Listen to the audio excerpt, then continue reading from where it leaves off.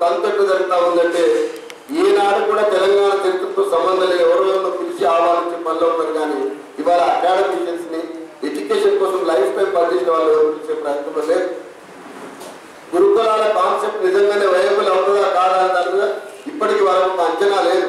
ఉన్న స్కూళ్లలో కూడా కనీసమైన ఏదైతే ప్రాజెక్టులకు రీడిజైన్ల పేరు వేల కోట్ల రూపాయలు డంపు చేసి అది ఎడిపోతే కూడా అర్థం కాని లెక్కలు చూడడం తనం లెక్కనే స్కూళ్ళల్లో గురుకుల పాఠశాల పిల్లలకు పెద్ద ఎత్తున నిధులు తిరుగుడమే. కానీ ఇవాళ ప్రాథమిక పాఠశాలల్లో ఇవాళ ఈ మొత్తం విశేషం చేసినటువంటి ఈ ప్రోగ్రామ్ లో ప్రధాన బాధ్యత వహిస్తున్నటువంటి పాలమూరు బిడ్డలు వాళ్ళకు బాధ చెప్పారు. మా స్కూల్ అంటే చేసుకోవాలంటే చదువుకుంటే అక్షరాలు వస్తే మంచి ఉద్యోగం వస్తుంది తప్ప మాకు మధ్యన ఇండస్ట్రీ కానీ డెవలప్మెంట్ కానీ ఏం లేదని చిత్తచిత్తని ఒక మాట అన్నాడు. అట్లాంటి పాలమూరు జిల్లాలో ఒక పడిపోయినటువంటి ఒక ఆడబిడ్డ మరుగుదొడ్డి కోసం లైన్ నిలబడినటువంటి ఒక లైన్ ఏదైతుందో సోషల్ మీడియాలో పెద్ద అలిచేసి అన్ని పేపర్లో వచ్చింది.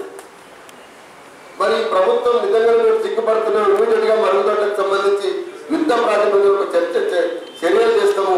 ఇప్పుడు ఉన్నటువంటి ఈ రాష్ట్రం ఉన్నటువంటి ఒక 10,000 స్కూళ్లలో కూడా ఇన్ని స్కూళ్లలో కూడా నిర్దిష్ట కాలంలో ఇమీడియట్ గా మరుగుదొడ్లు ఏర్పాటు చేస్తాము. ఇన్ని స్కూళ్లలో కూడా నిర్దిష్టంగా విశ్రాంతి గదులు ఏర్పాటు చేసినాము. వీళ్ళ కోసం ప్రత్యేకంగా స్పెషల్ డ్రైవ్ పెట్టమని చెప్పి ఒక నిర్దిష్టమైన పని ఎన్నడూ కూడా ఎక్స్పోజ్ చేయకుండా కేవలం ఏంటంటే ఆరంభాలకు వాటికి మాత్రమే ప్రాధాన్యత ఇవ్వడం, తెల్లారి వారి భక్తులందరూ కూడా పాలాభిషేకాలు చేయడం ఒక తంతుగా మారి తీరాలి. అందుకోసమే